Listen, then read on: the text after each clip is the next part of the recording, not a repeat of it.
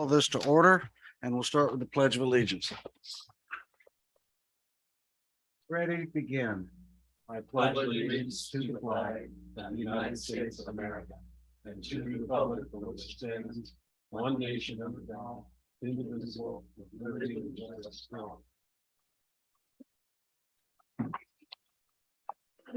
Hi. Hi, everyone. Hey, Julie. So before we do the roll call, I'm just gonna make a small apology to the crew here. In my haste, I neglected to put my hearing aids in. So I am officially disabled. And so if those of you that are here don't mind raising the volume a little, I would be very grateful. And please, if I ask you to repeat something, it's not because you can't talk, it's just that I can't hear, okay? Sorry, I blew it. Okay, roll call. Clint Nelson, Chair, here. Julie Johnson, Vice Chair. Present. Peter Hensley. Okay, Bill Stewart. Alternate Chad Williams. Present. Beautiful. Everybody got their mics on? I do. Okay, so I believe whether Bill joins us or not, that we have a quorum. So Chad, you have the opportunity to be quiet, so to speak. That's hard. I to would have do. liked that last night. That's hard to do. I know that comes as a huge surprise to a lot of people, but there we go. All right, item number 4, instructions to allow public comment on agenda items from those attending this meeting via teleconference or video conference. If at any point anyone would like to ask a question or make a comment and have joined this meeting with their computer, they can click on the right-hand button located at the bottom of the screen. We will be alerted they would like to speak. When called upon, please unmute the microphone and ask the question or make comments in no more than 3 minutes. Those who have joined by dialing a number on their telephone will need to press *6 to unmute themselves and then *9 to alert us they would like to speak. A slight pause will also be offered at the conclusion of each agenda item discussion to allow public members an opportunity to make comments or ask questions. Item 5, seating of alternates. We do not need to do that. Item 6, addition, deletions, or amendments to the agenda. As always, I will start with the staff. Are there any items that you wish to add? As part of number 14 audit update, I'm going to be going through the cash reserve policy. Perfect. Anything else? How about from the committee? Any items they want to add? Yeah. Okay, done. Item 7, public comment relating to items not on the agenda. I don't believe we have any members of the public here, right, Freddie? Oh, we do now? Does that person wish to speak? It's Chelsea. Who is Chelsea? I don't know. I presume with the Water Authority. Okay. Any written communications? We have not received any. None. Item 8, approval of the minutes. All of you received in your packets the minutes that staff has prepared of our last meeting, and so I am asking if there are any changes to the minutes or recommended comments or recommended changes. If not, I'm looking for a motion. So move. Moved by Julie, seconded by Peter, that we approve the minutes as written. We can do this by acclamation, right? Yep, you're all in the room. Okay, all those in favor, aye. Aye. All opposed, no. Minutes are unanimously approved. Item number 9, general manager comments. Tom, you're on the stage. I'll just be real brief, just to give you an update on where the LAFCO process is right now with the detachment. LAFCO is writing their staff report now. We don't know exactly what the contents are going to be, but we expect to get a draft of it sometime in the next 2 weeks, because there's a meeting at the end of the month with the ad hoc advisory committee to review said draft report. It's not going to make it to the commission before the end of this year, which had been promised previously, although that was promised in 2021 as well. So, but it does appear that it'll be February or at the latest March before it gets to the commission for a vote. We'll know a lot more as soon as we get the draft report, which will be a public document, and we'll make sure to send around to everybody where we stand and what the nature of the conditions LAFCO may or may not set on the district would be, and then where we go from there. But that's where we stand right now. Any comments or questions? I have one. It's very bureaucratic. The report that's being promised. Mhm. Are we talking something manageable or are we talking a telephone book? I presume it will be manageable in size. There's enough, there's multiple telephone books of documents that are already on the record. I presume they're gonna not rewrite everything. I think it's just gonna be their findings and then some recommendations Okay. and All right. some sort of explanation of why the County Water Authority Act doesn't need to be followed to the T was one thing we're looking forward to Well, seeing. Let's hope it can be something that's digested in a single sitting rather than, reading a novel. We'll Yeah, see. the one September 2020 Water Authority document that had 74 exhibits, that one, yeah, that was a tough document to read. Item number 10, finance manager comments. Tracy, you're up. I'll save my comments for the agenda items. Okay. Item 11, committee member comments. Are there any, Pete, do you have any comments? No. Julie? I have none. We'll keep right on moving. Item 12, this is not an item that you are asking the committee for an action. This is an information item, I take it. So this is the in-house janitorial analysis. Yeah, one of the challenges we've had here over the last number of years is obtaining and retaining competent janitors. And we've gone through a number of them over the last several years, and some of them have done very poor work, because they come in after hours and then nobody can be here all the time to supervise them. And there's a lot of complaints about them. And then we looked at the different levels of spending we do in various areas in managing these contracts and whatnot. And so Chad and Carlene sat down and put together an analysis, which I've seen drafts of. I haven't seen exactly what you're going to see here today, but it's just a spitball. Are there different ways to provide those services? Somebody needs to, empty the trash, clean the toilets, all that kind of stuff around here, the basic janitorial duties. And with the challenge of our contract challenges, is there a different way to do it? And so I believe Carlene's going to take this one, right, Chad? Yes. Yep, and then Chad could chime in as well. Let me share my screen. Tom has seen part of this, but so I did an analysis of what it would cost to do this. Can everyone hear me? It's Yeah, very we small. just can't read that. Whatever you've got on the screen is illegible to us. Okay, well, let's see, I can do that and scroll over. So I did market research on what it would cost to hire a full-time in-house custodian type of person. The comparator agencies used were cities and school districts in the area that have full-time custodian positions. So around $20 an hour would be a competitive starting rate for that type of person. And then I compared, we have two proposals right now for janitorial contracts. One of them was for 32 hours a week for an outside janitorial service. And the other one was for up to 40 hours a week for an outside janitorial service. So that one is more comparable to a full-time employee. So I compared if we were to hire someone at a 32-hour schedule, compare that to the 32-hour proposal. And if we were to hire someone on a 40-hour schedule, I also compared that to the 40-hour proposal. And then I compared, okay, if we were looking at a 32-hour contract versus hiring a full-time person at 40 hours, what would that look like? So I did the employment costs. I included what it would cost to promote someone to be the supervisor of this position. If we were to do it in-house, we would need someone who's generally on site all of the time to do that. So we would probably do the purchasing and warehouse person would be in a good position. That person's also called upon to do a lot of miscellaneous tasks that this person can then take over as well. We also added in the additional costs for cleaning supplies that we would need to be purchasing ourselves through the Aramark contract. And then we factored in the reduced outside spend for our general odd jobs, handyman person that we use. We don't expect that to go down to zero, but we do expect it to be reduced by about half if we have an in-house person who can handle some of these miscellaneous tasks. And then we also factored in, so these are the costs for the outsourced janitorial contracts. And then we also factored in the current labor on facilities tickets that our project managers spend, that they would then be allowed to that time would be freed up for them to spend that time on CIP projects. So while we would be spending that money on their salaries, it would be going to the CIP projects that they're working on rather than being part of the operations budget.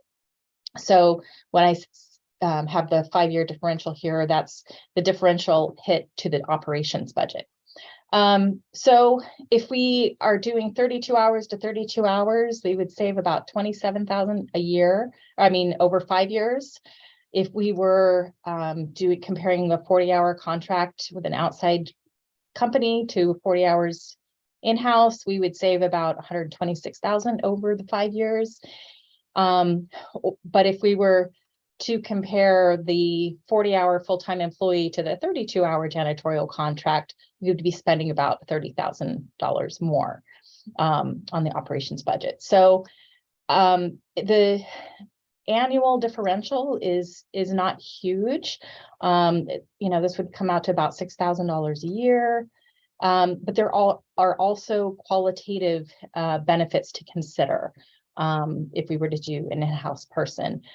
We would have an additional person in the warehouse to help with things like inventory control, receiving. We'd have a backup for purchasing when that person, who's right now kind of almost a department of one, when he's on PTO, there would be a backup.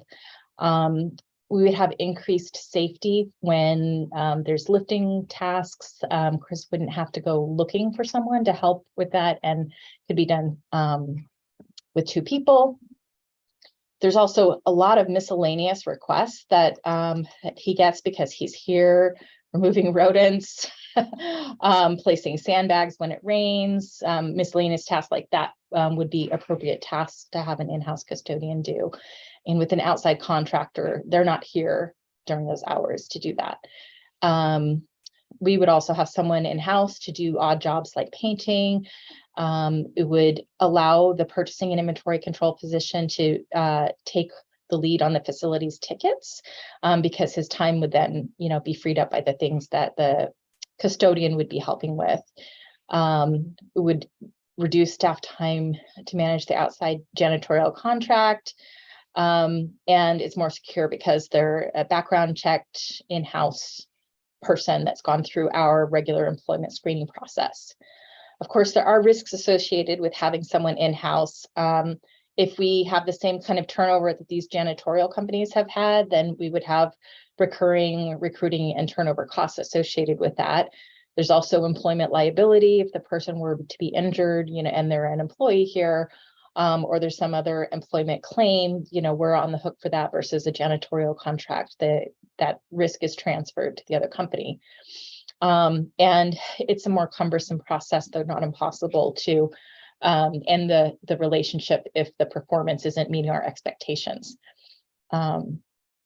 So, if we have the 40 hours compared to 32 hours, which is the most likely scenario, I think, for the outside contract would be the one that was bid for 32 hours. And the most likely scenario, if we were to hire an in-house person, would be for 40 hours because it's easier to recruit for that.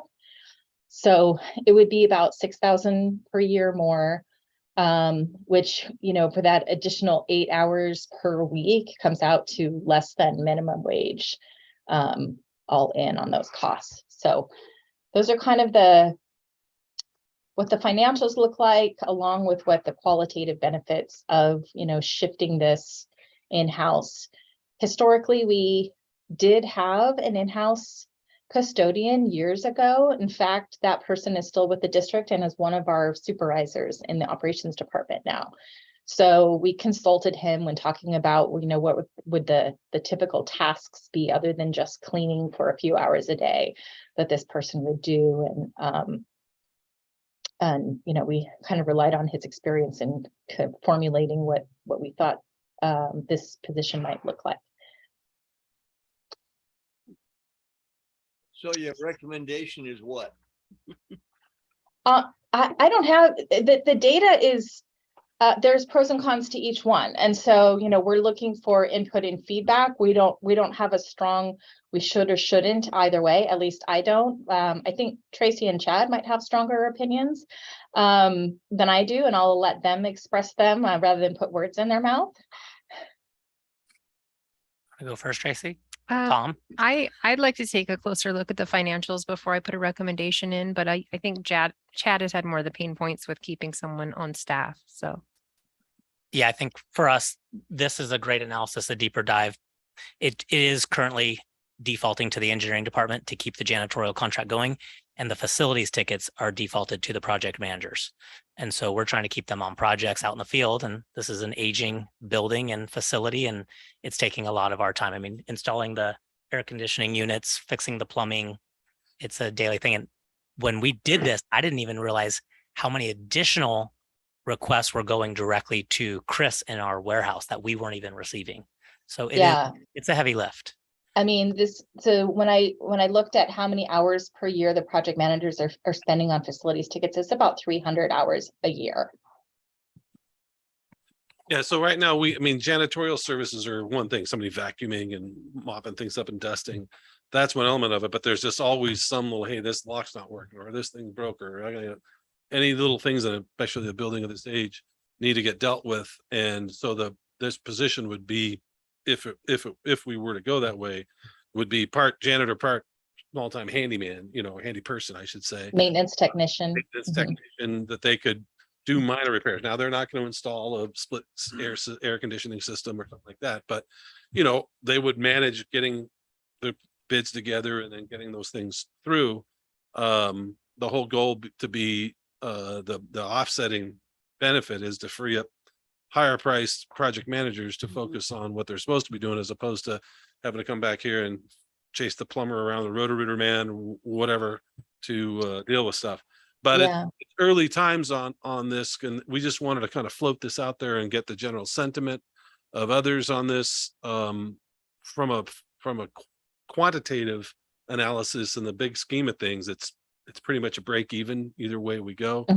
But there are some qualitative benefits we think that would be helpful, because right now, I mean, if you went around and tried to find anybody who's happy with how our janitorial services have been going, there'll be very few people who will give a glowing report. And usually when these people start, they're awesome for the first month and a half or two. Then it starts to dwindle off. And then it's like, did the guy even come last night? We had to check the logs, see they're here. And there's also a security aspect of it, in that you get these people who work nights who are coming in, and there's turnover, and you get this new person coming in, and we got to give them a badge so they have free access everywhere. I have never trusted them, so my office stays locked. They don't go in. And so consequently, the carpet doesn't get vacuumed a lot. And just because I don't want somebody rummaging around my office while I'm gone, if we have an employee. Yeah, my office doesn't get cleaned either. Yeah, I always leave it locked. I put my trash cans out at night so they can empty them. But if it was an employee that we could know and trust, then, and they're here today, say, all right, hey, you want to come to my office? I'll be in a meeting here for like an hour, get going. And that would be a better situation. And I don't know what year it was when it was outsourced. Steve Coffey's been here for over 15 years, but so it's sometime in the last 10 years or so, 10, 12 years that it was changed, which was probably a couple of years before I got here. But I've worked with contract on different jobs. I've had both contract janitors and in-house folks, and you generally get better service from somebody who you'll see every day and you can kick their butt than the guy who's here when you're not here, and there's not a back and forth. So this is just, we want to get a sense from you guys, and we'll also float it to our board to see what their thoughts are. We're not making any specific recommendation at this point. Something like this would likely come through our staffing analysis in the next year's budget, but we're looking at it because we had a change in our service provider. We said, hey, is there a different way to do this? So just wanted to get input from. And we have not awarded of the two proposals received, one has not been awarded yet. So that's how this kind of came up in that interim. Yeah. And I think I think there is a time frame with our existing contract or something. I don't know what the situation is on that, Chad. The firm that was providing services was just terminated a few weeks ago because they stopped showing up and could not provide an additional person. So one of the proposals, Eurosource, we transferred those existing funds, created a new PO, and Eurosource is now on an interim basis, nothing to do with the proposal's long-term janitorial contract, is providing daily janitorial right now. To whom would the new employee report? I think currently the idea would they report through our person who's our warehouse manager, because he's on site every day, all day, but Mhm. they could also help with deliveries. Cause sometimes if he's at lunch or something, the FedEx guy was knocking on the back door here just last week. And I'm like, oh, what's going on? There was no one here. And that's something Covered. that, you know, our employee who used to be in this role mentioned that after the cleaning and landscaping tasks were completed for the day, he would help out in the warehouse and kind of just be a general helper anywhere he was requested. Which is what our warehouse person ends up being. Right. And, you know, he has specific skill sets that he can be applying, you know, better than that, just like our project managers. I mean, 300 hours a year, we have 2 project managers. It's about 17% of their workload is dealing with facilities tickets, which could be, you know, that's something that the purchasing person could do as a higher value activity than removing dead rodents from boxes in the I just have 2 suggestions for the staff to consider. First is, what I'm hearing is there's a preference of day versus night, that I suggest you consider a flex of overlap.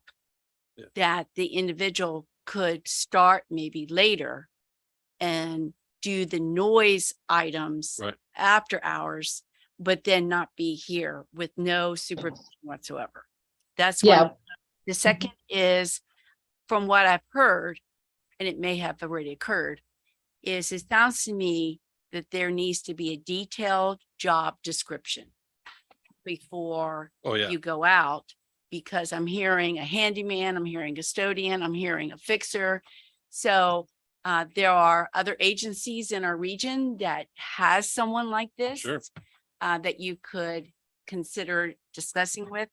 But what I've heard very clear is the contracts are not working. These are independent sources, and there's just no supervision or consistency of articulation of communication, what needs to be done. So that's my input. Yeah, and I will add that we have already discussed internally about the scheduling on either having this person come in at 5 a.m. and then overlap, you know, 80% of the day with everyone else and doing the vacuuming and more disruptive activities in the morning, or having them come in later and stay, you know, until 5 or 6 to finish those other duties. So we're absolutely tracking with that. And agreed about the job description. That you know, the other tab that I have on here is the market research that I did for this position to kind of look at it. And it's custodians, maintenance technicians. So there's definitely job matches in the local area that we would reference that do include some of those miscellaneous handyman sorts of odd job duties. So we would model our job description after one of these. Yeah, one of the challenges that we hire, I remember when I worked at Lebanon, we hired Janiking, you know, which is a bigger outfit. And then we kept getting different people showing up because they hire subcontractors who are not Janiking employees. And so you've got a contract with them, they've got a contract with somebody else, and you lose the person that's working in your building isn't the person that you're contracted with, they're a subcontractor, and it creates some challenges because you don't have full control over what's going on there. Well, and also the last thing is the security of the site is a concern. Yeah. And I think having Mhm. someone be able to be here with no supervision, access to many items, is a red alert to me. There's no doubt. They don't have access to the server rooms or information systems, but anybody whose door, you know, they go in everybody's offices unless you lock your door, as I do. Yeah. But we don't give the keys to the kingdom, but still they're in the building and they have fob and they come and go middle of the night. So it's something we're working on. We, you know, when the other one was clearly dead, we're like, all right, whenever you have a change in your contracts, it's an inflection point to reanalyze the situation. So we did the analysis on the dollars. The ROI depends on operating expenses that are currently being introduced through our CIP team working on our operating budget, to have them have less of that, and it goes over on the CIP side of the ledger. And so that reduces the expenses in our operating budget. If from a cash basis, it isn't, you know, as clear that way. It could cost us a little bit more, or it could save us a little bit, Right. depending on how things The work out. whole goal for the project managers is for them to be executing CIP, not spending 15-17% of their time getting doorknobs fixed and, Roto-Rooter arranged and things like that. This is a topic that is well beyond my level of expertise. I've never really had any experience in dealing with None of that. janitory. I None of have- that there, none of that in Washington. I mean, they had it, but that's just not what I was doing. Things In that San we think- Francisco, none of that, none of the above. So I have no real experience on this matter. What I am hearing is that in the great scope of the cosmos, this is not really a financially driven decision as much as it is a performance and reliability driven decision. And I think you guys are perfectly capable of figuring that out. That's just where I'm at. Thank you very much for that presentation. That I would have never thought we could generate as much information and detail and analysis on hiring the janitor as you did, Carlene. So thank you. Thank you. The I am- data exists. Illuminated now. Okay. Yeah. Well, part of this also is one of the benefits of the EAM and our time tracking that's very detailed, and the tickets, when somebody has to go in the EAM, if there's something broken, we log everything going on, so we can see. Yeah. I mean, there's a huge benefit in getting the project man, getting a whole engineering staff just out of this business. Get out of the Yeah, business, That's right. just, that's not But their then business. somebody's got to pick You it up. just and we're don't like, want to talk about this, Flynn. No, I'm ready to move on. we could talk about the backed up toilets. Yeah. Good. No. Good. Good. Yeah. Any other comments? Okay, thank you very, very much. Item number 13. This is one where we are being asked as a committee to make a recommendation to the board, and that's the variance request for customer Rosas Ramirez. And I guess that's going to be you, Tracy? Correct. So this customer is building a house. They have a 2-acre lot, which under our code requires a 1-inch meter. They're asking for a variance because they say they have no plans of planting a grove, landscaping, or having livestock. However, those are not the reasons why we require a 1-inch. The district has determined that a reasonable amount of time to look at usage is 12 months. And when a new house is being built, we go off of the lot size. We had a similar a variance report come through this committee in April where we ruled against the variance and required them to go ahead and put in a 1-inch meter and then have the service for 12 months and look at the usage before we allow them to downsize. So that's what the staff is recommending on this one. Is this a brand new home? Yes, they're building. Same as the last situation. Okay. Have they started the building yet? I'm not sure. I don't think so. Yeah, they have not started. Okay. They don't have approved building permit That's- yet. But Things that was could my happen question. Once they get into it, Mhm. they don't even know about yet. Yeah, Correct. they have not even secured their building permit. Right. And we don't want to go with a departure from the capacity class study. So our recommendation is generally just to go with what has been determined is appropriate for that property size. And they know that after 12 months, they can get it reduced if they can show Right. what their usage is. Mhm. It's easy. I'm a little troubled by this. Okay. I don't remember the case in the past. I don't remember the case where the person had not built a home or whatever it was. Doesn't mean it didn't happen. I just don't recall it. What is the difference? There's 2 economic impacts here. One is the difference that they pay for the establishment of service, right? So let's start Right. with that. What is the lump sum difference? What are the two? What they're requesting 3/4 and theoretically we would require what? 1-inch? Let me pull up the rate sheet. It's about $9,500 different. According to this board report. Okay, so 10 grand, basically. Right. Yeah. And part of that's water authority fees, not just our fees. I mean, But still, it's 10 grand. Yeah. Capital cost. And then the Apparently I had monthly or annual operating difference. the monthly fixed fees difference.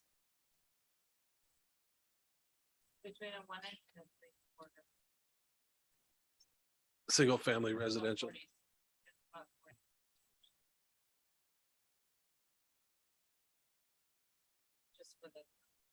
It's about $46 a month difference just for the monthly fee, and it's about just under 10 capacity fee difference. And that's it's supposed to be a 1 inch, right? That's what they're, Yeah. yeah. So what's? So the- just under 10,000 for the capacity fee. And then the monthly amount was, what was it? 46? 46. $46 on the fixed fees per month. Per month. So Mhm. times 12 months, that's 500 bucks, right? $500, yeah. 500 bucks. So basically, they're out 9,500 plus 500, they're out 10 grand for the privilege of waiting a year to have it reduced. And of course, when it is reduced, they get nothing back on the 9,500. And they do get the reduced operating costs. So where my head went, and this is Mhm. just for discussion, okay? No. And in general, I tend to vote with the staff recommendations on these things, but for the purpose of discussion, an alternative way of doing this, which I gather would require a change in the administrative code, is instead of the district forcing the customer to bet the come line, the other way to do it is to show a little bit of financial thought on behalf of the customer. And if they come in and they make a representation such as this, we do the opposite. We give them the 3/4, we do the 12-month analysis. And if it turns out that they are using more, then they have to pay more, but they don't start off in the hole with non-recoverable expenses. Just Yeah, a thought. No, Just- I think that's highlights one of the challenges we have on our whole structure is that we have a mechanism for people to bring down their costs if they're using less water, but we have nothing in the opposite. This is where the variable fixed Mhm. charge comes in, and that's why Tracy and I are going to crack that nut before the end of the year. Well, and the fact that they are compelled to outlay that huge capital cost, which Yeah. remember, the 9,500 is a delta. So they're paying actually, Oh, yeah. and they have no way of ever getting that back. It's just a goner, right? And Yeah. I don't know, that somehow that troubles me a You little. know, and I think it might be time if we were to look at it, because water demands have been coming down, the 1 inch minimum based on lot size is something that's been in the admin code for a long time. And that And- was a standard here because they assumed everybody's got a grove, that every 2 acre lots or over an acre, you can have a grove. With water costs being what they are, there are a whole heck of a lot of people doing that. And so it might be something for us to look at more generally. I do think that an agreement could be put together in that regard. The challenge is that, when the year 12 comes and they're using 70 units or month 12 comes, they're using 70 units a month. And we go up, now you owe us $9,500, so we can upsize this meter. And then they say, well, I don't have $9,500. How do we enforce that other than by shutting off the water, which is also a bad spot to get in. I don't know if there's a way to put a bond up or something like that, just to have something that we could lean against in the case that they needed to do it. I don't know if a private single person like this could get a bond for such a thing. It would also require the district to mandate that the 1 inch lateral was installed at the main. Right. We would push down at the meter. Otherwise, you're abandoning and retapping, which is a lot of money. Yeah, to yeah. Work. Rather than a bond, we could do like a deposit for the difference and then, refund Well, it then they're back. still if- out of the cash. So Yeah, so, I mean, I have no alternative but to vote to support the staff's recommendation, but I think I'm going to do so with some reservation because this just seems a little heavy-handed. That's all. It just seems a bit heavy-handed to me. well, I don't know, Tracy, can you and Chad look at if there's a way to put together something in the opposite and have them agree? I mean, we could always lien the property, put in there that we're going to put this lien on your property and whatever the thing is, if you violate this agreement, you agree that we can put the $10,000 in your property tax and we'll get the money and they got to deal with the tax man. How about this? You go ahead and charge them the higher numbers to begin with. But if it turns out after 12 months that they should have had the 3/4, give them a refund of some percentage of that larger amount. Let them know that they would get that back if the numbers are what they think they're gonna be. That, I think that'd be great, but I think some of I don't know what percentage of that 9,500 goes to the water authority. Mhm. And so Yeah. they ain't gonna give us the money back. So Yeah, it's about 40% that goes to the water authority. So maybe we could do, a 60% refund on the difference. That's, Well, yeah, that Chad would and be I a good will way to use that as discuss one of with our them. ideas. Okay. I Well, have, I'm not trying to, I'm not trying to pour sour milk in the coffee either here. But it just, when I read this, it just kind of, so I'll let it. yeah, sit there. I have two concerns. If the procedure that is in place is that this would be a 1-inch meter, and there is deviation for this family, Hmm. but those who were denied, Mhm. and then all of a sudden they want to know, it could open up a can of worms that the janitorial thing is going to be mute compared to what we could have. The second thing is, as I read the description, and maybe it's my lack of knowledge, but how did they determine they needed a 3/4 versus a 1-inch with not having any expertise possibly in this? Like as a consumer, I would not know. When I purchased my land, I didn't look at it and go, well, I want a 3/4 versus a 1-inch. So there's just two things that I ponder, like how did There's- they determine? Right. And staff That does, would be this beginning of the conversation. we There's do diff- try to always bring forward what or like what past practices have said, and the capacity charges in the study is, that's what we go to set Mhm. these. And they're assuming that they're going to use less, and I feel it's easy to assume that when the price difference is a lot higher on the other way. well, I mean, if they aren't gonna have any significant external irrigation, in most of that lot, like I have a half an acre lot that's fully landscaped and it gets irrigated. My wife likes irrigating. But in the summer, I'll use 35 units, in the wintertime, 15. And so I stay well under the 50 unit max. I have a 3/4 inch. I have an acre and I'm similar. Right. And so it's not, I think that the paradigm in the admin code is such that it's set up for ag use. And that's just not necessarily the case. So you'd be hard pressed without having a grove or some other ag use for a normal size residence to use that much water, unless you're a profligate water user. And so it might be part of this process is revisiting that overall, because we went through it a couple of years back. We looked at this whole concept and the board wanted to keep it in there. And I think one of the challenges we have is that we do have some people who do come in. Next person could buy this lot and plant trees on it. And then now they're cranking out hundreds a month. And then we're out of luck. But I think that there's a different way to solve that through our rate structure than to try to predict in advance how much each and every person is going to do and put them in these discrete little boxes that we have. Single family, you got capacity class A, B, C, D, and G, right? And those are the only things you got. Having a more sliding scale that reflects actual use. So, but I think there might be a way to, I think it was a good suggestion, Flint, for these startup folks that want to do this. I don't know whether it would be also something that would run with the land, that we would put an agreement like we do on these downsize agreement, that it runs, that it binds the next property owner too, right? That says that, hey, Mhm. if you start going up, you're going to have to pay this. And so we record it to the property so that they don't end up selling to somebody who, because if you put an acre and a half of avocado out, you could get there. Yeah, Mhm. no problem. Yeah. So not that anybody's going down Gird Road planting groves these days, but But things will change, and our area is becoming more vineyards Right. versus avocados. And to me, Tom, you brought up a point that they may at this time think this is what we're going to use, but in resale, I think Pam Moss will have some expertise on this as a realtor when it goes to the board, because it does have an impact if someone is thinking of buying this parcel and what they want to use it for. It can get complicated and it can be a no deal because of it. So my personal thought is we just stay with whatever the district is using for a policy. But Chad and I could still spend some time looking into this, and along with the new possible rate structure, we likely need to do a updated capacity Mhm. study. Right.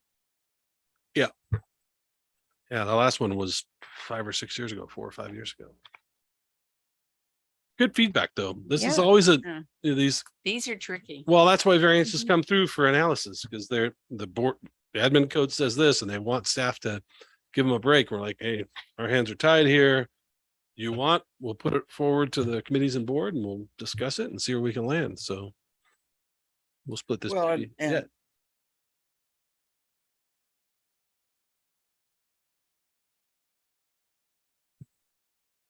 Well, and if we recommend the staff option, which, you know, I have no alternative but to vote that way because that's the way the rules are written. I mean, I can't vote any other way. But there's no mechanism for triggering a conversation either in this committee or at the board level for taking a look at what I would consider equity, you know, Right. some form of equity here, because this is just, you know, if they do what they say they're going to do, they just lost 10 grand. Yep. And it's not like the water district is going to go under, it's going to go belly up because we didn't get our 10 grand. No, that's right. And That- so there's no mechanism here to have that conversation. All that's going to happen is we're going to vote yes, it's going to go to the board, probably go on the consent calendar, bam, it's done, and we'll move on. And there will be no further conversation. And I have a that's concern why about we're that. here. Yeah. I have a concern about that. So are you recommending that this have a discussion? What's the time with sensitivity the of this? Staff. I Do you I guys think know? I think what I'm gonna do is, we'll have a vote today and this will go forward, and all I can do is just express a desire that Tom and Tracy and company find some way to have a conversation about how this happens in the future so that Mhm. Absolutely. I also made a note to see what other districts do in this situation. Perfect. yeah. Most of them don't have a fixed meter size based on property size. Right. Most of them look at whatever the plans show, it's Yeah. gonna be houses, this many fixtures, here's the irrigation Irrigation. plan, you get the full set of drawings, you look at it, you calculate what it's gonna use. And maybe it's just an anachronism that Rainbow has this fixed meter size over half acre, got to be 1 inch. Which is, it may have outlived its usefulness, but we do have an unusual number of people with smaller lots that use huge numbers of amount of water through small meters. And so with the largest using 900 or 1,000 units a month out of a 3/4 inch account. So it's I would just ask that we take a look at this from a policy perspective. Mhm.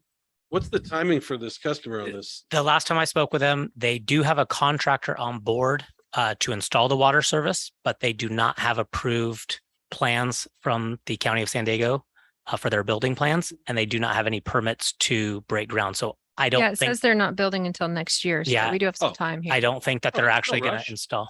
At this time. Okay, Yeah, we can bring it back in Okay. the Thing. next month. okay. Yeah, Okay. let's just continue it to next Again, year. I'm sorry We'll that I'm just throwing No, sour milk in that's the a great coffee. idea because No, it's fine. it's, Pete, are you It- comfortable with that? I like the thoughts that Flint has. I think looking into the equity issue is worthwhile. What may come of will depend, but I mean. Right. I So think- look into it before any vote is Yeah, done. okay. I do think it might be a little bit longer than a month because there's going to be quite a bit that goes into actually making a change here. We may need to make an administrative code change, do an. well, we can updated do a study. variance however the board wants from the advocate, but we probably should look Mhm. at that in a parallel path. Because Okay. we do have to protect against somebody coming in and buying 5 acres, say, oh, no, I'm not gonna plant trees, I give me a understand. 3/4 inch meter, and Yeah. then they go in and now they're freighting this Yeah. stuff out. So this is where the variable fix. Correct. And that's a Yes, very that's real the main consideration.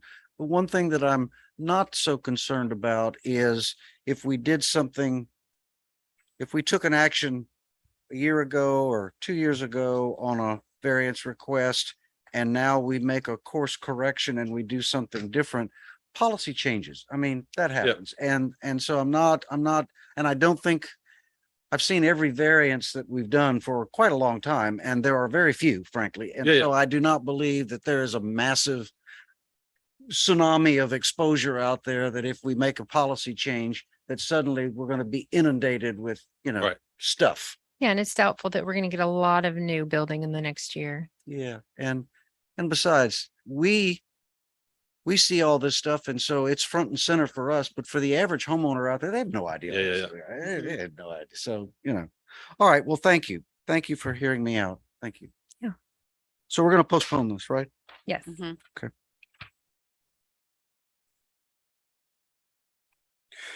All right, item 14, and it's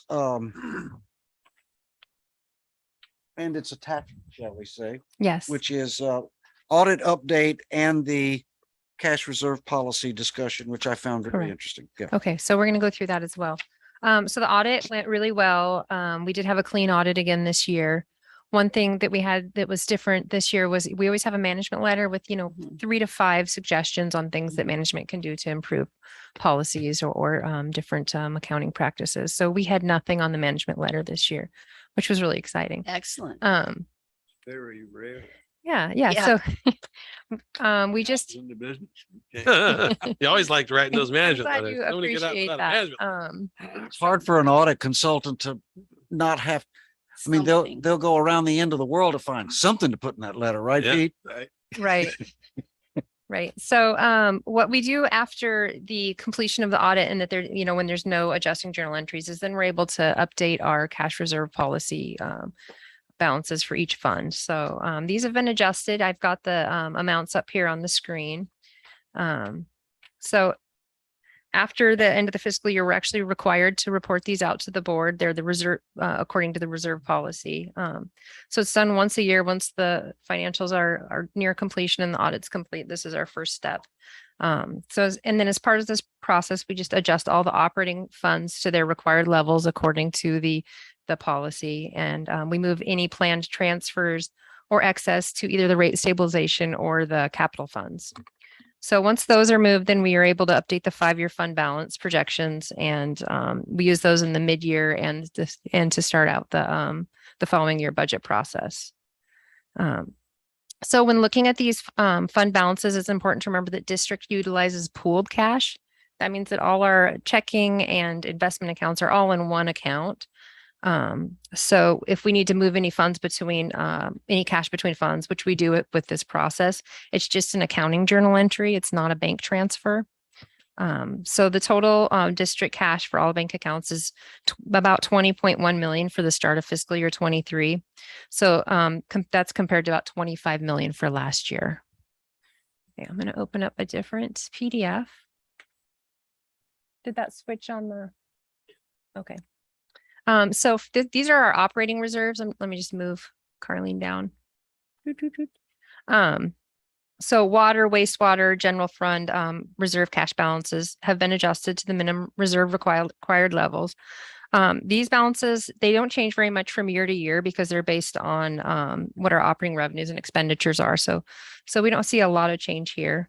We've also got our rate stabilization, new water sources, and debt services on the screen. The water rate stabilization reserve of 3.3 million is currently going to be used to fund the water capital fund due to the fiscal year 22 inflation issues that I'm going to reference upcoming. Fix that. The policy target level is to maintain a balance of 10% of the annual water revenues, not including the cost of water, which is approximately 4 million. So this balance is set to be funded with surplus over 5 years to reach the desired balance. And then the new water sources fund has a balance of 1.7 million. Those are funds that we set aside from property taxes to acquire alternate water sources for the purpose of reducing the district's reliance on imported water. So I'm going to go down one here. Let's see if we can zoom in a little bit on this one. And I'll just have to move it over for us to see the 5-year. So this is the water capital fund.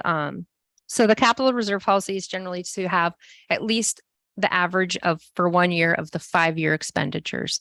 That's the minimum target. Ideally, we'd like to have 2 times that. So the water capital fund minimum target's about $5.5 million. The ideal target is 11 million. The current balance is 3.3 million. This includes the funds held in the rate stabilization. This balance is below what we planned to have at this point in the cost of service 5-year plan. And there are 3 primary reasons for this.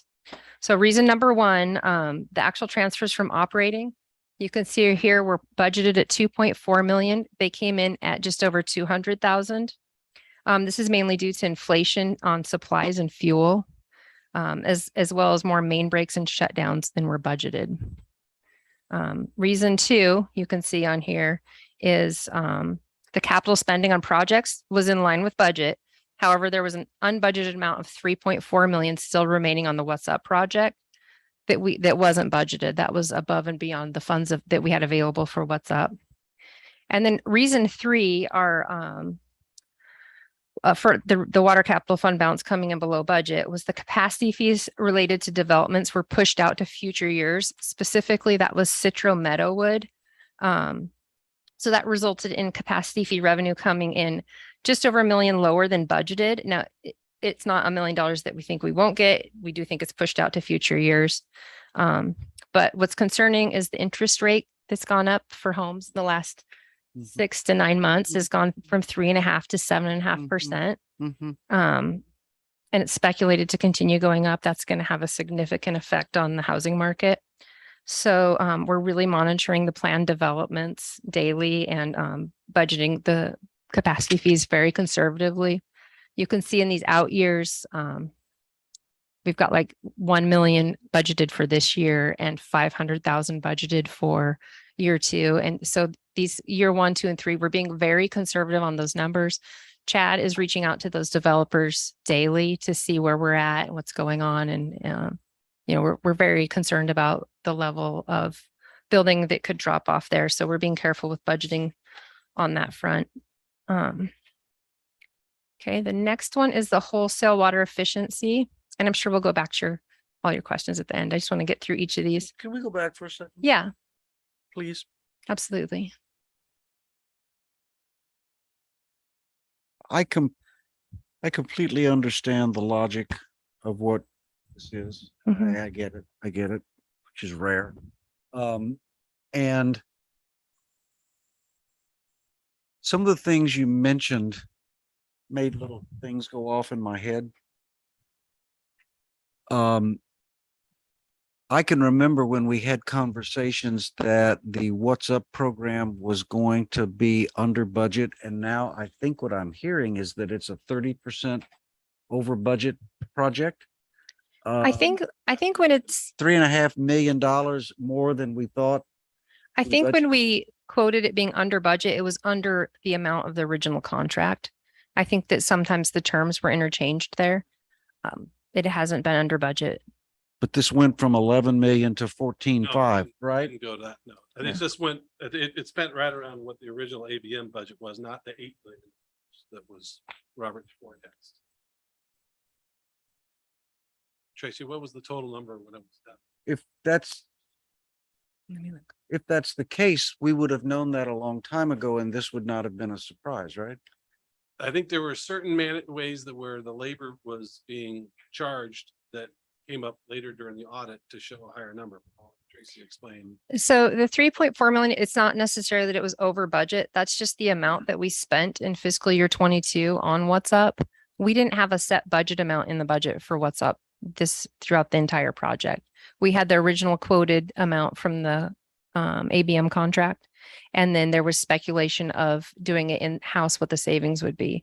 Now our in-house labor added to that.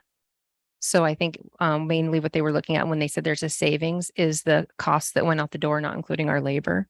I can do a separate analysis on What's Up. I don't have that today.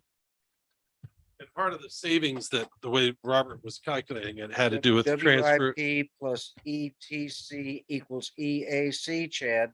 Yeah. Okay. Yeah, that one, this one was Robert will be in that meeting too. I think, Um, yeah. he and I have had a number of discussions about under promise and over deliver on this topic. I've had those with him as well. Because I just can say that throughout the life of that project, I was under the impression that the budget for that project was a certain amount. And we had enough money to pay the contractor when it was the original ABM. And so it just seems like every time I hear about a recap of that project, The number it gets sounds bigger. worse and worse and worse, even though the result was fantastic. Result was good. Now, I think that one of the challenges that the there's a difference between what was being reported as operating expenses versus capital expenses. But on a cash basis, that doesn't make a difference. Right. Right. And so I think that's That's where the, correct. Okay, and the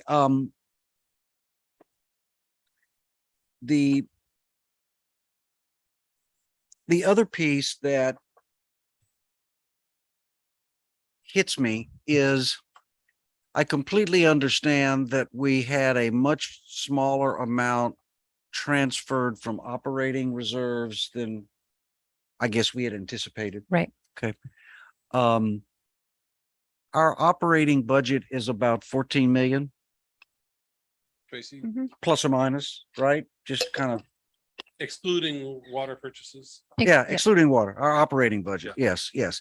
So basically what I'm hearing is that the price of supplies and fuel, materials and supplies, shall we say,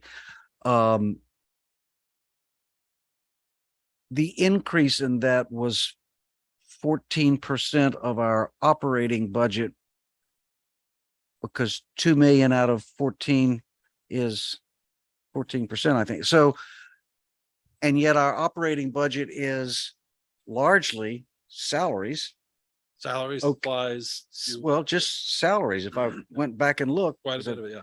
So I'm just having a hard time wrapping my head around the fact that the cost, that the $2 million less that we could transfer was because of the price of fuel and supplies. That just, the number just doesn't work right in my head. And I'm not, was there So- something else? So just for the water operating fund, the expenses are about 41 million a year. 41 million, That includes purchase- right? water. If we right. take out the water, I think Um, it's around 14, isn't it? Yeah, so I have more detail on which specific departments went over, where it was. It was, the majority of it was supplies, fuel, utilities. A little bit was tank maintenance. But across the board, it was supplies and services for, when we dug into the detail on it, it was inflationary factors. It was additional main breaks. It was shutdowns that weren't anticipated. So rain for rent, guys at the road flagging, and Which would therefore imply that our operating budget, we spent more than we budgeted because of those things, right? we did, and we have actually already I've met with all the managers. We're putting in some, just some more safeguards so that if something is going to go over, we're going to adjust another line item or just pull back spending in other areas throughout We the had a year. Huge line item on paving. So we had a couple of good sized main breaks. This We is- were repaving roads. Yeah. And that just, I mean, we got to do it. And Right. it was more, you try to guess at the beginning of the year, how many am I going to do? And you look at your 5-year average, and then Yeah. some years it's not so good. Yeah. Clint, I have a question. In Engineering and Operations Committee. Yeah. Are these conversations occurring? Well, I know that there has been, I know somebody on a regular basis has questioned the what's up situation. But beyond that, I don't think so, because this was more on the financial impact side rather than being a capital expense. And that's what we tend to Okay. look at more, even though operations is part of that. And I was just having a hard time connecting, well, let's see, $14 million budget, something more than half of that is salaries. So that leaves $6 million. And somehow we had a $2 million overrun on a $6 million budget is a 30%, I mean, I was just having a hard time. I had getting the it. same exact response. And one of the things when you go through these audits and they finalize all the numbers and get them all lined up just right, you go, whoa, okay. You get a little different view, and that's why we do Does that. this give us any retrospect on the budget that we just passed? Does this ask us to look at the budget we just passed? That is one of the That's reasons what they're we meeting. just met with all the managers on. We talked about this, the spending for this year. I mean, this is something, like I said, there were multiple reasons for this in this last fiscal year. We have to watch that this fiscal year. We can't have 2 years of this. And can I pile on? Pile on. I'm Absolutely. gonna pile on I- because I'm Please liking do. what you say. Yeah. All right. Because granted, in the moment, it seemed like the right decision. But now I'm wondering, because one of the other significant cost impacts here, operating expense impacts, was increasing numbers of main breaks and problems, little explosions out there in our Mhm. operating world, which not only cost money to fix, but probably cost us money because of damage and other things that had to be taken care of. And so that says to me, well, gosh, when I first got here, it was really important that we went out and we identify those lines that are most likely to fail and focus on doing things to keep those lines from failing. And so what we did is we took the cathodic protection and the pressure reduction, and those are less expensive ways of putting Band-Aids on the problem rather than going out and rehabbing and replacing pipelines where we know we had Sorry. problems. And now the problems are coming home to roost. The Band-Aids have not had the desired effect because they don't in the short run. They have in the areas that they were applied. Right. And they don't in the short run anyway. I mean, that, Right. you know, I mean, cathodic protection doesn't protect you overnight. Right. And so now I'm Right. beginning to have some questions about the strategic choice we made to favor certain things over certain things. Well, it's That's- strategic and financial, Well, you know, I mean, and the tac- rate impacts, and that's one of the reasons detachment is so important. And then I get, but when we're that not comes there. through, I know, We're not. when there. that comes through, but you know, in order to lay more pipe and all that kind of stuff, we're gonna need $4 or $5 million more a year out of rates. And that's a difficult thing to raise rates. It can be done. It could also be done by detaching Right. or water costs, free up that money and have the board have a discussion with the ratepayers on, hey, Well, here's how here's where this money needs to go, and back in your pockets one in way or the other. 2020 hindsight, we could also look back and say, did we really need all of the water efficiency projects immediately? Could we have staged them and reprogrammed the money to go and fix? I don't know. I mean, these are just things Yeah, that go well- into my brain. The thing about those is they're being funded through the loans that are ROI based. I mean, the board will have to make a decision on whether you're going to take debt to do ongoing pipeline replacement, because that's something that's, it's like painting the Golden Gate Bridge. You're going to keep doing it, Right, even though I think right, that's an right, urban myth, and that it should probably funded through rates, an ongoing revenue stream, as opposed to a one-time project that would have a lifespan that the debt will exceed the So debt. in a And so- calm sense, I would just say that the report is scaring me a little, okay? Well, it is an In a calm indicator. sense, This- It is scaring me a little. So this is It what I, appears that we've got a little bit of a Right. downward spiral here that's problematic. so this is the time for the serious talk, but we've put in some safeguards this year. We're going to be watching it very closely and reporting it monthly to the committee and the board. Yeah, and I think What, there's what one. are some And- of these safeguards? I do have, can I finish going through the You rest of bet. the items and then Yeah, I'll go through I those deferred to safeguards? Sarah. Okay. Yeah, That's yeah, fine. yeah. Just the other funds, I'm going to skip the list of projects here, but the wholesale water efficiency capital fund has the 9.7 million in there that we secured with the 4.06 debt.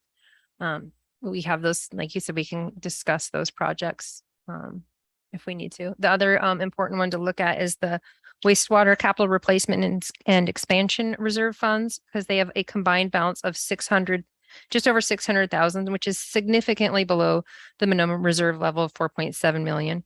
However, we received the $8 million in July, right after this year end close. So that really helped out. And But is that calculated, is the target reserve level, that's calculated on a historic it's, expenditure level, right? no, it's calculated based on the expenditure levels for the next 5 years. So we take the 5 years and we average them, and we want to have 1 year of average Does as our the 5 minimum. years include lift station number one, that whole project? It does, and so it is, And it doesn't is, that kind of skew? because we does are not skew it, likely yeah, to have so- That happen again? Yeah, Right. This is the snake swallowing the rabbit here. That's a really good point. I mean, I know this year one's negative balance does look a little bit scary, as you said, but we do have some things we're doing with that.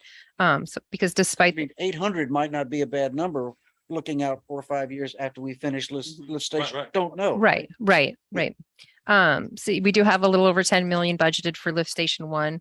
We're in the process of doing a cost of service study right now with our consultant to bring rates up. So we're going to be bringing new rates to the board December 7th for a January 31st rate hearing on this. So those would plan to be going to effect February 1st if that is passed. So some of the things that we're doing, let me open up my other note. Can I throw in a question here? Yeah.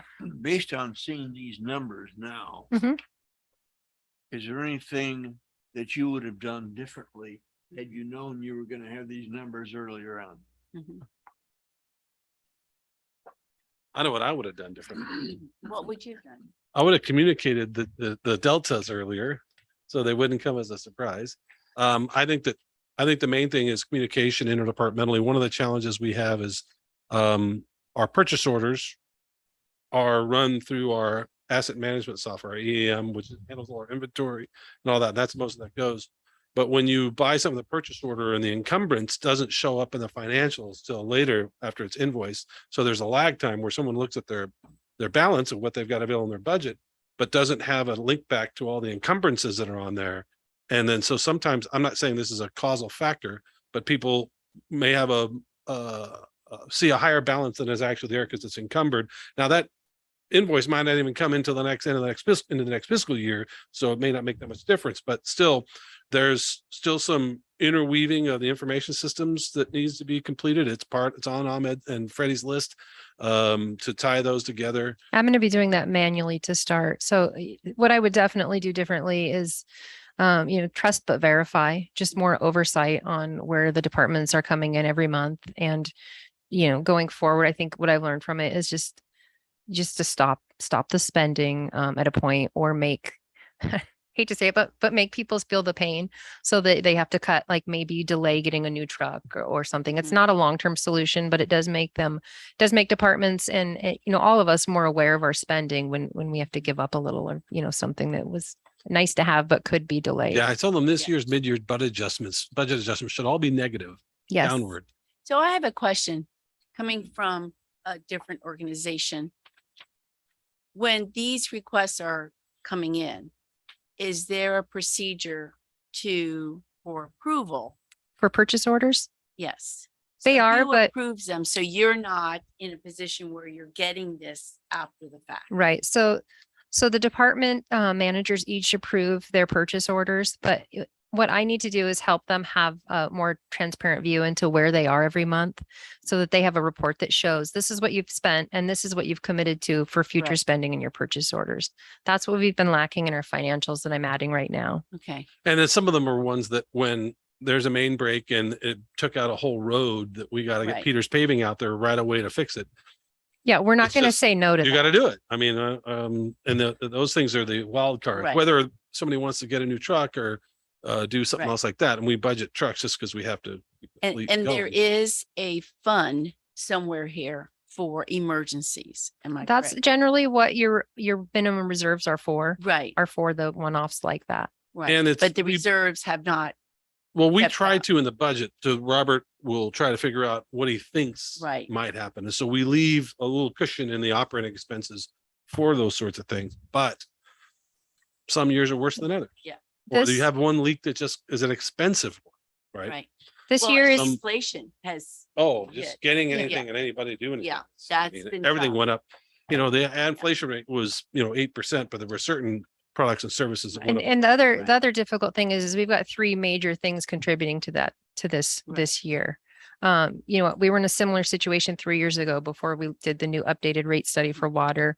And then we did the 5-year increase with the unprecedented 9 and 8.5% increase in rates. I do think this is a hiccup and that we will recover this year. We're watching it very close and we'll continue to communicate it to the committee and the board. One of my goals, and I know I've said it till I'm blue in the face, is that within we have Cloud Suite Financials, the EAM, we have Minfor Public Sector, those three software applications, which are separate, but under the same umbrella. There's a thing called Mingle, which is a homepage to where we can put KPIs in there. And I know that Ahmed's been working on it, and it's something all the big companies have. We're a small little outfit, so getting the level of work done. But when you log in on that page, each department manager will see their budget to actuals every day when they log in. And then all their purchase orders and invoices and stuff, everything in one spot. Because what happens now is that somebody wants to figure out where their budget actual, they've got to go seek it out and find it. And sometimes people don't do that. What I want to do is push that information to them that they can drill into. Now it's something that most agencies our size wouldn't have, but we've got a pretty sharp team here and they're working on it. We still haven't got it fully built yet, but the main connections are done. The ION connection that Freddie built is in there. We just need to flesh out And this kind of, it's one of those projects that's a nice to have, but it's becoming closer to a need to have. Because we want information. I think part of this was some overspending that people weren't really aware that they were Because they overspending. couldn't see encumbrances. All they couldn't could see see the was encumbrance. Right. invoiced. But how about at our engineering and operations, the presentation you did for us, Chad? That to me, that there is an ability to know where you are financially. Am I correct? Because that was Bill of ability to keep informed of where everything. Well, that's where the alphabet soup. What was that again? I keep forgetting that. WIP plus WIP. ETC equals EAC. Sorry. So will that help with this? It does. And Tracy, please correct me because I don't think I'm going to get this correct off the first one. So we review the Nossaman legal invoices. Some of those are coded to my operating budget. Others are coded to a capital project if that's what they're working on. But Tracy, am I going to see that? If that's not in real time, I wouldn't see that. It'll post a month or two later, correct? When you code out your Nossaman invoice, it does get coded right away. It does. Yeah, usually within a week. Okay. And then for staff time, we lag about 2 weeks. Yeah. So we're Okay. close to real time. And I bother Renee a lot and say, I need to know the Yeah. actual number Yeah. right now, not what it's showing me on the Excel sheet from a few months ago. And this whole situation has made us realize we need to try to post more in real time. And, we've slowly gotten more caught up as we've gotten, cleaner audits and the software cleaned up. So Well, we're getting closer to real what time. I have seen from the time I've on these committees is a continual improvement by the staff to do exactly that. And you've done a phenomenal job of doing that and being persevering in doing that to not have surprises. Right. So I think this Thank is you. a surprise, Still work to do. but there's still work to do, but there is an intent to continue the improvement and process. So, which is good. Yeah, I think there's gonna be I know Tracy went over it briefly, but within each department, there's a deeper dive going on like, hey, here's the areas Right. that we saw the pain that we got to focus on. And so we expect to over the next 60 days, as we get closer to wrapping up this first half of the fiscal year, as that's when people start talking about mid-year budget adjustments, what happened. I mean, every time you're doing a budget, you're 18 months ahead of the end of that next fiscal year, trying to imagine what the situation is going to be. We had some pretty dramatic shifts in our economy over the last 18 months. So part of that's understandable, but the other parts of it, there is independent decision making be happening on a day-to-day basis to where each manager can prioritize things a little differently. And Right. And we are, that can it's wait. a lot more timely this year. So we're just finishing up being able to run Q1 of fiscal year 23. So I'll be sending those out to all our department heads next week. Your budget versus actual. Well, and in the happy spirit of no good deed goes unpunished, as we move forward with improving the real-time financial transparency that I know you're committed to, the second piece of that is an operational nuts and bolts set of planning, and that is how do we proceed when we found we are overdrawn Mhm. or we are out of money and yet we have more needs to be filled? And that's an operational decision, whether it's in the capital program, which is less likely, but on the operations side, it is more likely. And, if we're going to get there, then if we're going to get that transparency in a more real time, we need to also be preparing ourselves. How do we go about making decisions on what to cut or whether we have to raise our hand and ask for more money? Right. Yep. Well, I think this also points to the challenge of insourcing CIP work, because if we're not tracking it as carefully as we should be, then how do we know? So I think that Robert's instructions for me has been, he's going to be using Reich and getting their EAP, WIC, ATC, ABF, LMNOQ, that whole process going so they can really accurately track that stuff, because, we have to have really good control and understanding of every penny and every hour that goes out on that before we ever think about scaling that up. And so if we can't demonstrate the in-house capacity to track and manage that better than we did on What's Up, because that wasn't super hot, then there's no sense in us trying, because or else we got to get a system together and people together that can do it, right? I think it's the right thing to do, but if we can't manage it right, then it is going to be for naught. Well, we'll certainly be taking a shovel to it on December 12th. Is that right, Chad? Is that December 12th? I said it, December something. Number 12? December 12th is the best day of the year, so I don't think I scheduled it that day. Was that when the Chiefs lose? 12. Here, let me read it, because I had to put it in parentheses, so all the invitees got the acronym. It is, I believe you invited me to a meeting on December 12th. is it December 12th? I think it is. My own birthday? I think it thought is. was No, it's November. the 15th. December 15th. WIP Oh, plus okay. ETC equals December EAC. 15th. You had invited So it was you, right? yeah, this is a non-committee Okay, meeting. okay. This is a non-committee meeting. Work in place plus estimate to complete equals estimate at completion. It's that alphabet soup. It'll save your life. Okay, anything further on this item, Tracy? No. Have we ventilated it enough for you? Just keep going. No, I think it's a good discussion. It's always when Tracy came and says, "Hey, I need to talk to you about something," and she told me this on a Oh, yeah. Friday. I think she says, I "Oh, I told them got I to need, tell." I'm like, so she says, "No, I'll just tell you next week," and all weekend. I'm like, you know what? This can't be good. And so I'm figuring. Then Monday comes and goes, and we had some meeting, but then she didn't get to me. I'm like, "Hey, and I She says, told you "Oh, to I'll see come later." in. I'm like, no, I'm not waiting anymore. You've been teasing me too long with this information. So our reserves add up to about 20 million, 20. All in cash and investments Yeah. for 20 million. And how does that compare to last year? Last year we were at 25. Okay. The year before we were at 32. Now that's because we've started spending on capital Yeah, projects. we were sitting on. It's some- not all, it's yeah, not all a the bad wastewater story. side, you know, Right.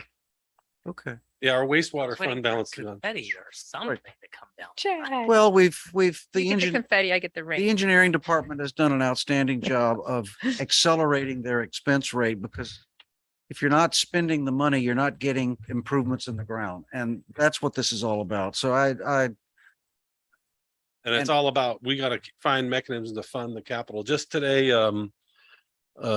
Wade Crowfoot, who's the Secretary of Water Resources, State of California, the top dog, put out a tweet about, hey, we got all this great grant funding available for all you guys in water systems, improve your water systems, and he tweets out a link to it. And I knew what I was gonna find, but I went and dug through this whole grant opportunity.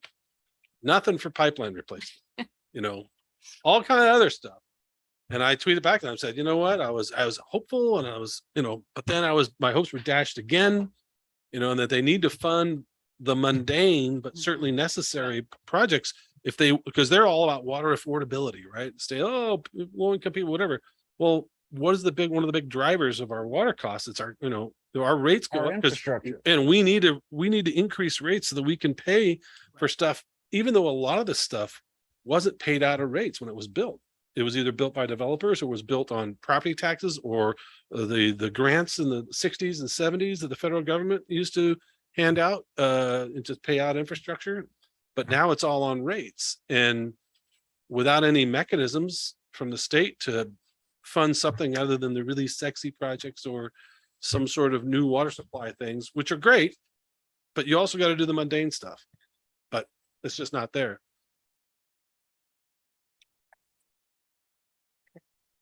Item 15, item 15. Review of the monthly board finance packet. Okay, so I'm gonna keep it short since we had a long discussion. Not much to note, for water sales as of the August water sales that are listed in the packet. I was just doing some figures. We're projected to end, we're budgeted at 13,500. We're projected conservatively to end at 14,800. If we go off of that one water demand sheet though, that says we're at 105% of prior year sales, that's a little above 15. But it's still really early to project that high, so I'm gonna stick around the 14 acre feet that I'm assuming that we'll be ending the year at. Anybody here any better at predicting the weather Apparently there's. There's thunderstorms supposed to in be a Texas. dry winter again, which is bad because Ew. while we're theoretically would sell more water, the state will come in and tell everybody they have to use less water. And so normally dry winters are bigger years for us, but this year perhaps not so much. Right now, it looks like the same as last year and the same as our 5-year average. That's what. it looks Yeah, like the right beginning now. of the year Yeah. always looks about the same. It Yeah. really depends on what, Right. whether you, What happens in winter? and if the lowest sale years are when it rains a little bit in late October and it rains a little bit in November, and every couple of weeks it rains a little bit and people keep their irrigation off, but we'll see. I hope it does rain. I hope there's a big giant snowstorms up in the Northern California because the regulatory impacts of a fourth year of substandard snowfall is going to be pretty ugly. Any comments or questions on the monthly financial packet? Anybody? Nope.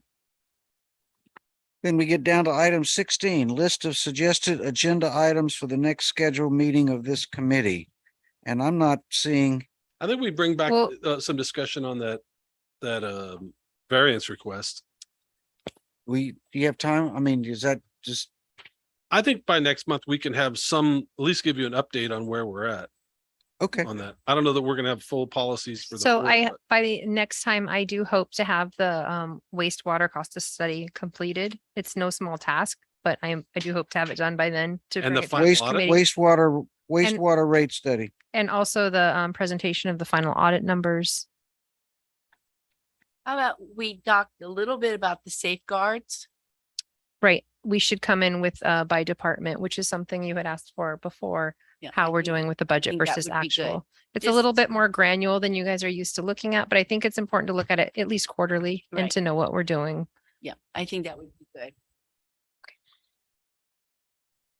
Pete, I don't know if you have an interest. We saw a presentation and I can never remember the name of it. It's a new software that they're. Right? That I don't know if Pete would have an interest in knowing about that. I don't know. Could you maybe explain it and see if you were better at it than me, but that's something that you may have an interest in that we were able to see in a different committee. This is new software you're talking about. It's a project management. Yeah, Project for- management software. Correct. capital Program All- management software. Like offline or at the next committee? That's up to Pete. Just out of respect to you, it may be something that you would have an interest in. Well, how about giving me 2 or 3 minutes commentary as to what the system is supposed to be doing? Sure.